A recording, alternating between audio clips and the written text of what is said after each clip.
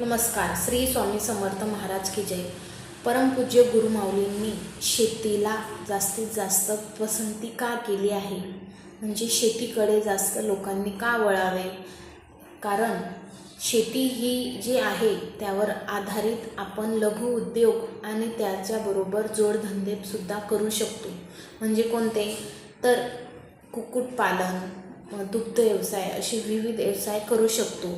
परमपूज्य गुरुमाऊली नेहमी सांगतात की जे हुशार विद्यार्थी आहेत, ज्यांचं शिक्षण पूर्ण झालं आहे आणि ते नोकरीच्या शोधात आहेत, तर मग तो जो वेळ आहे तो नोकरीमध्ये वाया न घालवता जर आपल्या वडिलांची किंवा आपल्या बाबांची वडिलोपार्जित जमीन असेल, त्यात जर आपण मन लावून काम केलं तर नक्कीच आपल्याकडे भरपूर पैसा असेल आणि आपण हवं तसं जीवन जगू शकतो. मग त्यासाठी काय करावं लागेल? जे हुशार विद्यार्थी असतात त्यांचं शिक्षण व्यवस्थित झालेलं असतं, पण त्यांना नोकरीसाठी फिरावे लागते. मग जे शिक्षण आहे ते पूर्ण झाल्यावर त्या विद्यार्थ्यांनी शेती आणि शेतीपूरक व्यवसाय करावेत असं गुरुमाऊली म्हणतात.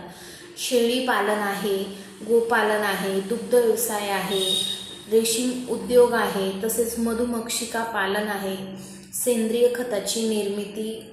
जर तुमच्याकडे गाई म्हशी असतील तर तुम्ही सेंद्रिय खताची निर्मिती करू शकतात. तसेच शेती प्रक्रिया उद्योग, शेतीवर प्रक्रिया करून जे काही उद्योग असतात ते करू शकतात. हे सन्मानित जीवन जगण्याचं माध्यम आहे. बघा, नोकरीमध्ये वेळ घालवण्यात काही अर्थ नाही. मग माऊली म्हणतात की तुम्ही जर तुमच्याकडे शेती असेल तर त्याकडे सुद्धा तुम्ही लक्ष द्या. बघा, प्रत्येक आईबाबाची इच्छा असते की माझ्या मुलाने मोठं व्हावं, चांगलं शिक्षण घ्यावं, चांगली नोकरी करावी. मग बाळ मोठं झाल्यावर तुला काय करायचं आहे असं प्रत्येक आईबाबांच्या मनात प्रश्न असतो आणि तो आपल्या मुलांना विचारतात. तेव्हा कोणी डॉक्टर म्हणतं, कोणी इंजिनियर म्हणतं, कोणी शिक्षक म्हणतं, कोण पोलीस म्हणतं, कोणी UPSC देऊन चांगला अधिकारी होईल असं म्हणतं. पण अशी अनेक उत्तरे आपल्याला आपल्या बाळाकडून किंवा त्या मुलाकडून येत असतात. पण शेती मी करणार आणि तुम्हाला मदत करून शेतीमध्ये छान आपण प्रगती करू असं कोणीच सांगत नाही.